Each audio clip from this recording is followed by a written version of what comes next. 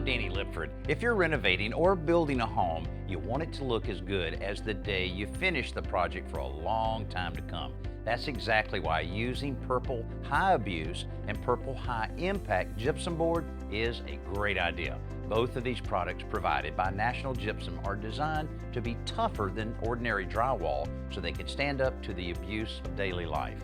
They both are also XP Drywall, which stands for Extra Protection Against Moisture, Mold, and Mildew. Both are built with a stronger core than standard drywall to defend against dents, scratches, and scuffs.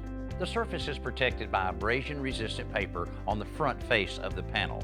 Now this makes Purple High Abuse great for high-traffic areas like entryways, laundry rooms, and hallways. But what's the difference between the two? Well, Purple High Impact gypsum board has the same qualities as High Abuse while also featuring a fiberglass mesh embedded into its core to resist penetrations and provide the highest level of durability for walls or ceilings. This material is perfect for basements, garages, playrooms, or any area that might see impact from hard objects. So if you need a drywall as tough as your family, ask for Purple.